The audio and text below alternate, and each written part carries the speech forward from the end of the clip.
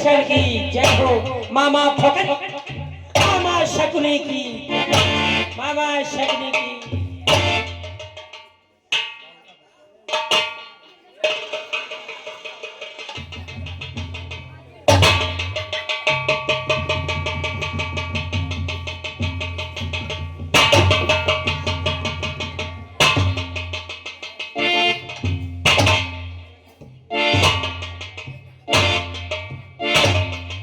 मामा कहो भाग्यश्री, क्या कहना चाहते हो भाग्यश्री? कुरुक्षेत्र में युद्ध प्रारंभ हुए आज 5 दिवस हो चुके हैं। सत्य कहते हो भाग्यश्री। परंतु मामा हमारी निरंतर पराजय ही पराजय होती चली जा रही है। सत्य कहते हो भाग्यश्री, पराजय होते चली जा रही है। परंतु मामा परंतु मुझे ऐसा प्रतीत होता है कि हमारी सेना के सेना नायक भीष्म पितामह के होते हुए लाखों सैनिक कौरव दल के समरभूमि में संभाल दिए गए। संभाल दिए गए मामा। सत्य कहते हो भाग्यश्री, ऐसा हुआ है। मुझे यही प्रतीत होता है कि पितामह इच्छा इधर और युद्ध उधर कर रहे हैं। सत्य कहते हो भाग्यश्री। परंतु मामा मुझे परामर्श दो, इसके लिए हम सभी क्या उपाय कर सकते हैं? क्या उपाय करते हो भैया? अरे उपाय क्या करना चाहे? तुम सबको हिया रुको, हम तुम चलो चले गुरुदेवती। क्या कहा? उनके पास हम चला जाए, उनसे पूछा जाए कि हम सबको काहे हमारी युद्ध माने हार हो रही है। सत्य कहता है। चलो तुम सबको हिया रुकवाओ, हम तुमसे। यानी इस समय तो रात्रि का समय है। अरे तो रात में तो बातें चीज चलती बनती है। सत्य कहता है, यानी रात में पितामह अभी अपने शयन कक्ष में जग रहे होंगे, ये क्योंकि उनका नियम है रात्रि के तीसरे प्रहर में वो शयन निद्रा में होते हैं। इसलिए चलो हम चलते हैं पितामह के पास, पराजय का कारण जानते हैं, तत्पश्चात उनसे बात करते हैं। अरे वही का अंदर करो, वही का अंदर करो। अही की जो लाइट हमरे लाग गई तो आंखी की लाइट चली गई। एका अंदर करो। तुम सबको मामा शकुनी हो रहे हो, भैया हो रहे, तुम सबको स्वाद चढ़ाए और हम तनुक बातचीत करके आ रहे हैं। मामा आप पहलों में विराजो ठीक है भाग्यश्री, आप सीख जाइए। और हम व द्वारपाल जा रहे हैं पितामह से परामर्श लेने के लिए। सीख जाइए भाग्यश्री। चलो फिर चलते हैं। जितना हम बताए उतने काम हुई। कैसे? तू क्या बता रहा है? अब जैसे गुरुदेव पूजन हुई है तो उनते तुम पीछे रहो, हम आगे है पाए पकड़ लिया। पूजा अर्धरात्रि के बाद नहीं होती। अरे हाँ तो स्वागत नहीं है, चलो ऑफिस चलो। सो नहीं रहे होंगे, वो रात्रि के तीसरे पहर में शयन कक्ष को जाते हैं, अभी वो जाग रहे होंगे। तो फिर आओ चलो। आओ आओ।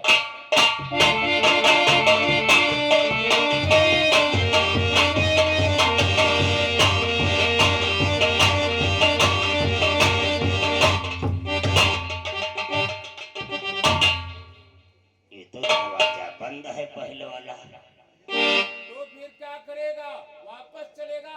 अरे नहीं है तेरे को, है तेरे यहीं पर चढ़ी के वो अंदर से गेट खोली थी।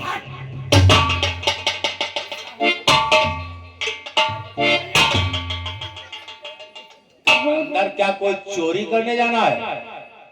देख दरवाजा खटखटा, कोई आहट पाते ही दरवाजा अवश्य खोलेगा। तो का ना करो, का हर जगह न निकाले, कहूं छुआ दे हो तो काम हो जाए।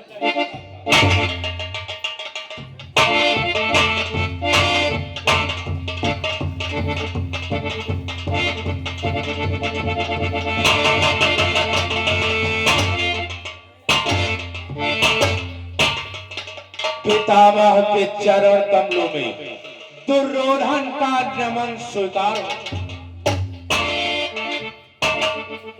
गुरुदेव के चरणों में द्वारपाल का नमन।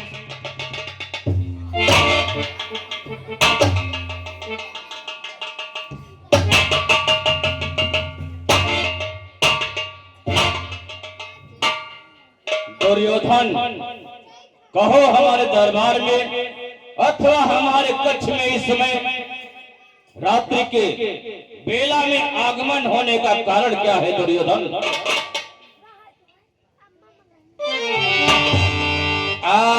गुरुदेव, पितामह, आप तो ऐसे पूछ रहे हैं कि जैसे आप कभी जानते ही नहीं हो। गुरुदेव, क्या हुआ है दुर्योधन? क्या कहना चाहते हो? किस कारण हमारे कक्ष में आए हो दुर्योधन?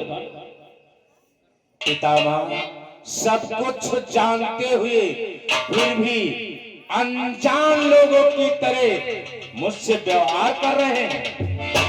सुनो पितामह, क्या कहना चाहते हो? आज युद्ध के कितने दिन हो चुके हैं? कितने दिन हो चुके हैं बेटा? 5 दिवस हो चुके हैं।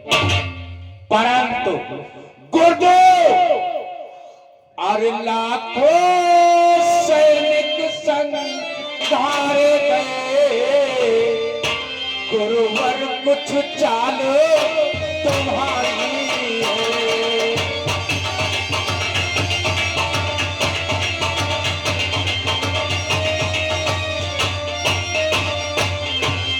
लाखों सैनिक संघारे गए, पितामह कुछ चाल तुम्हारी है, और होती है विजय पांडव की, पितामह को हार हमारी है।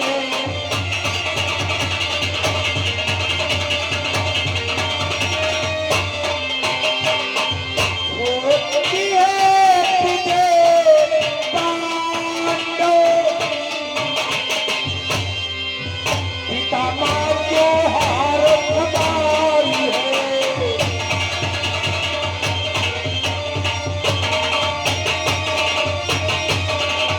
युद्ध के सिर्फ मात्र 5 ही दिवस हुए हैं, जिसमें हमारी तरफ से लाखों सैनिक संघार दिए गए। संघार दिए गए पिता। ऐसा क्यों?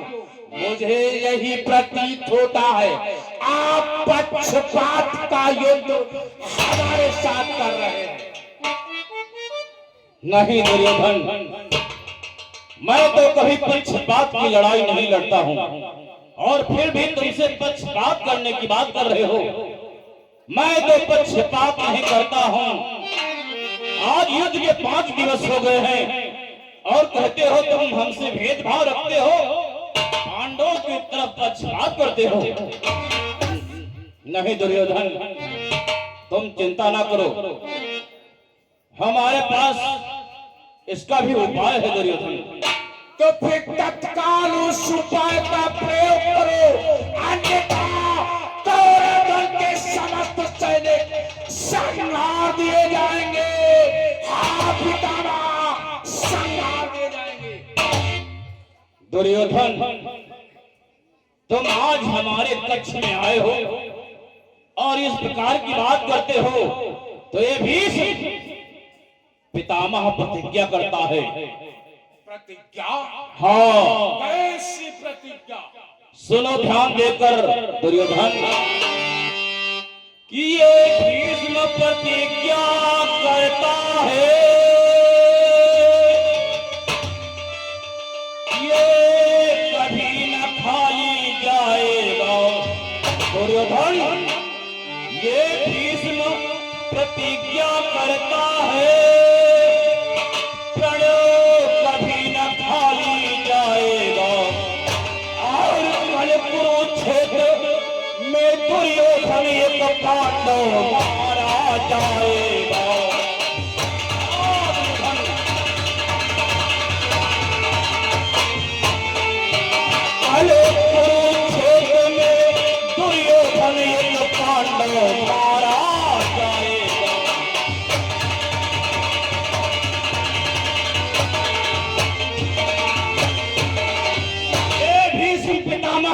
प्रतिज्ञा करता है, कल कुरुक्षेत्र के रण स्थल में एक पांडव अवश्य मारा जाएगा, अवश्य मारा जाएगा। परंतु पितामह, मुझे कैसे विश्वास होगा कि कल पांडव महारथी कुरुक्षेत्र में रानी स्थल में संहार किया जाएगा? दुर्योधन, ये प्रतिज्ञा है, ये मेरी प्रतिज्ञा है दुर्योधन। आज नहीं तो कल एक पांडव अवश्य मारा जाएगा, अवश्य मारा जाएगा। वाह पितामह वाह, मैं आपके शब्दों से संतुष्ट हुआ।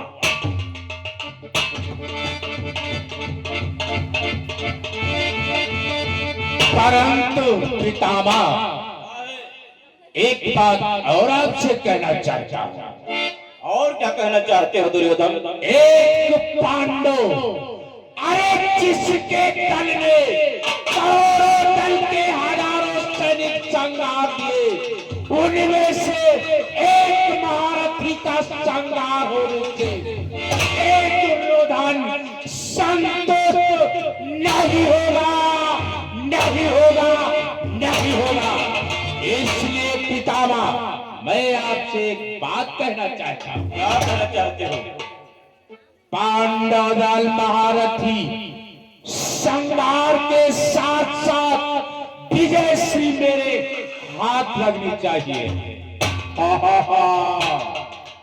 पितामह,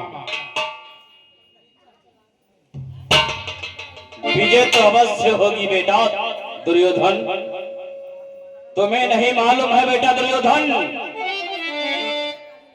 कि ब्रह्मचारी, बेटा दुर्योधन, कि ब्रह्मचारी चाहे तो पानी में लहका दे,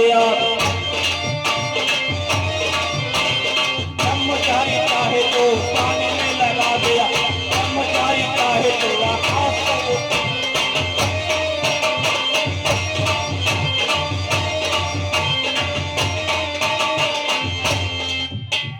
ब्रह्मचारी चाहे तो पानी में लगा दे, ब्रह्मचारी चाहे तो आकाश को उतार दे, ब्रह्मचारी चाहे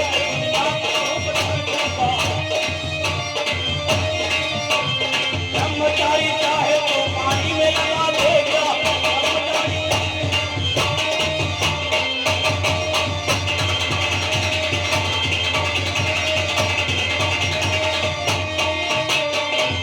तो मेरी बात पर संतुष्ट नहीं है दुर्योधन। ये ब्रह्मचारी की प्रतिज्ञा है, या तुझे विश्वास नहीं है तो ब्रह्मचारी कहता है, आज रात सुबह 4 बजे अपनी पत्नी भानुमति को मेरे पास भेज देना। मैं उसको सौभाग्यवती का वरदान दे दूंगा, तो विजय प्राप्त कर देगा, विजय हो जाएगी तेरी। वाह वाह पितामह वाह, यानी 4 बजे मैं अपनी प्रिय भाभी भानुमति को आपके कक्ष में भेज दूं, क्यों नहीं? तत्पश्चात विजय श्री मेरी झोली में होगी। क्यों नहीं दुर्योधन? जब हम तेरी पत्नी को आशीर्वाद दे देंगे, तेरी पत्नी को सौभाग्यवती कर देंगे, तो तेरी विजय हो जाएगी, तुझे कोई हरा नहीं पाएगा।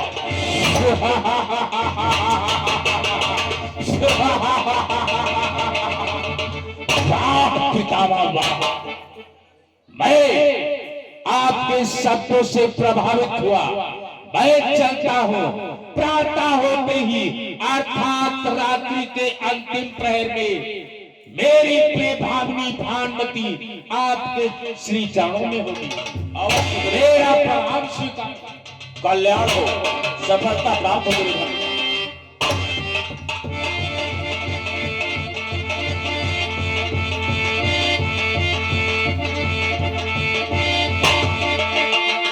और इधर पितामह की प्रतिज्ञा हो गई, कल एक पांडव अवश्य मारा जाएगा।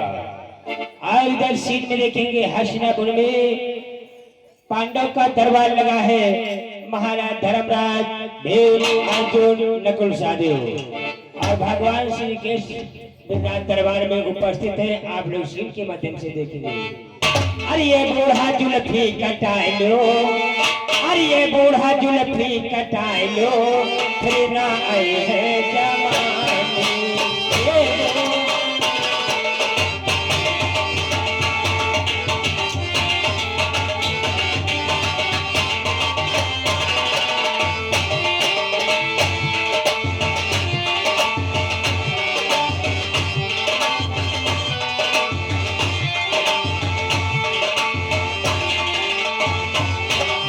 बालों में से बाल नहीं है, शंखों का दिल करता है।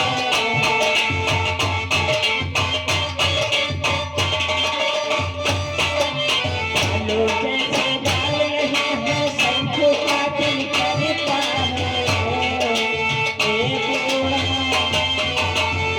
बूढ़ा अंडा लगाए लो, फिर आई है जवानी।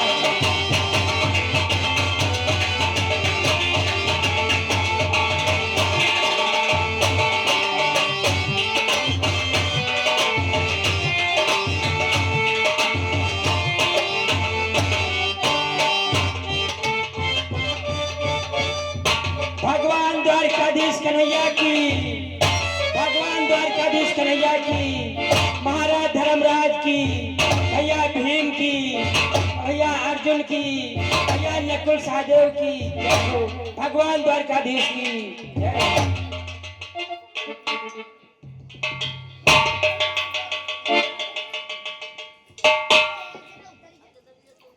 हे मेरे प्यारे भ्राताओं, सखा कन्हैया, आज हम अपने चारों भाइयों से और मुरलीधर मनमोहन कन्हैया से भी कुछ कहना चाहते हैं। कहो, क्या कहना चाहते हो? क्योंकि आज युद्ध चलते चलते 5वां दिन है, अंतिम युद्ध कुरुक्षेत्र के मैदान में बहुत गंभीरता से चल रहा है। सैकड़ों सैनिक मारे गए हैं, लेकिन कन्हैया,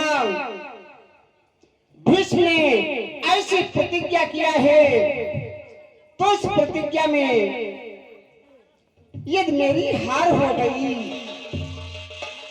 तो तुम्हारी हार होगी, यदि जीत भी हुई तो आपकी जीत होगी।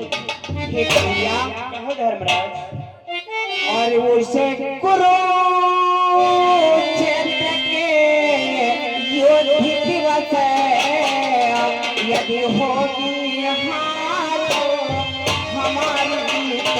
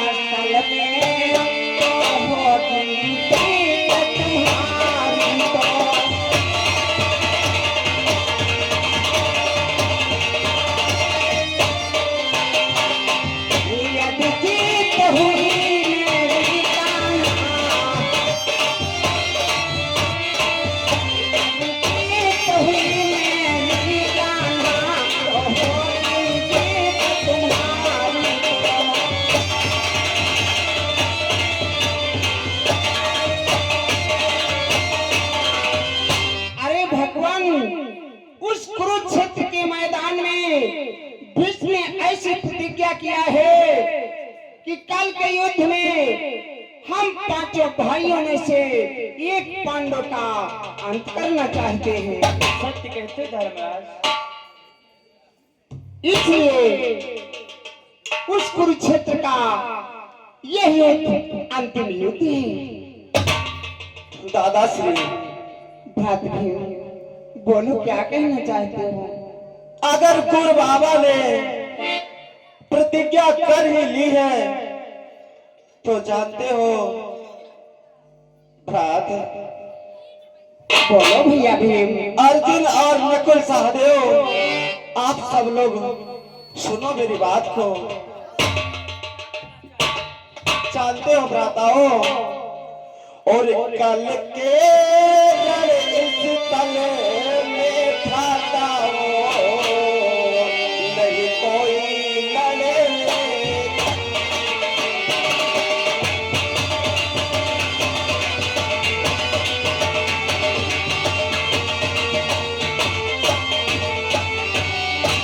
कल के इस तल में नहीं कोई लड़ने जाएगा, और भीषम के मारो तो खाने ये भीम आता।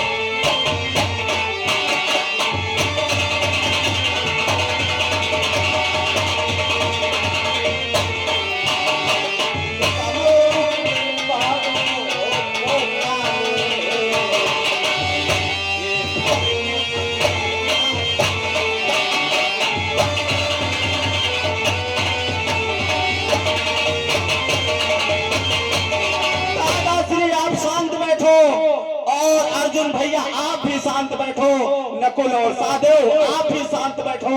ये भीम अवश्य बाबा के बालों को खाने के लिए जाएगा कल। और जानते हो मोहन, कहो भैया भीम, मोहन, बोलो। हे श्याम मेरी रक्षा करना, चरणों में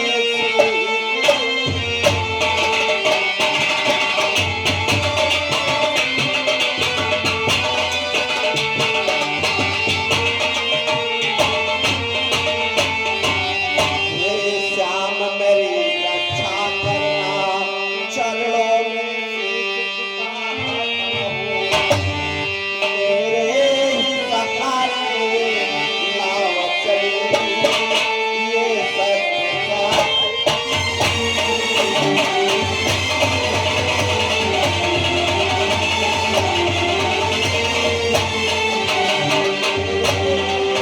सहारे नाव चली, ये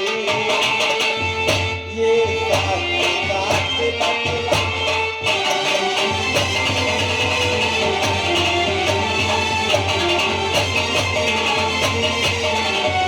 मोहन, आप मेरी सदैव रक्षा करते आए हैं, उसी प्रकार से मैंने तो आप ही के हाथों में अपनी सारी बागडोर दे रखी है। मोहन, आप मेरी रक्षा करना, मेरे भाइयों की रक्षा करना, मैं तो सिर्फ आप ही अवश्य भैया भीम, तुम चिंता मत करो, धैर्य धारण धरो, अपने अपने स्तर पर विराजमान हो, जो होगा सो देखा जाएगा। ठीक है मोहन भैया।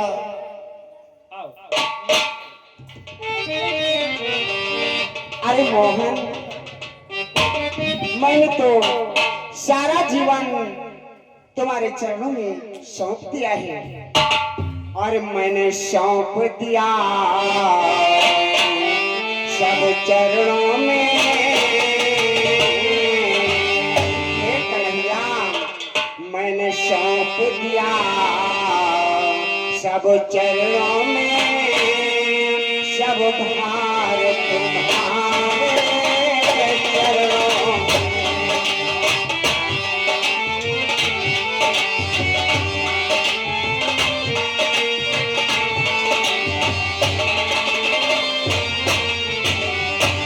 मैंने सौंप दिया सब चरणों में, सब भार आपके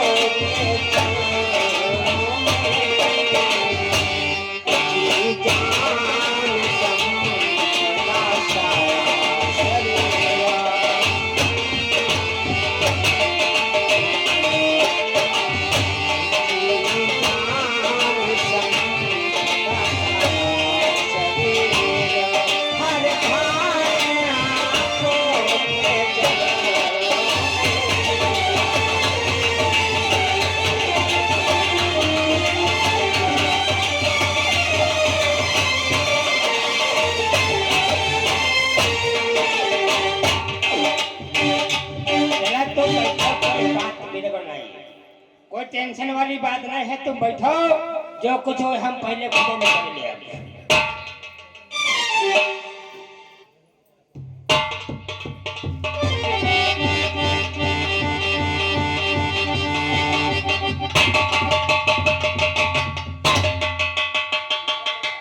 और सीन भी समझते जाएंगे इधर किस प्रकार से पांडवों में आपस में बातचीत हुई और इधर भगवान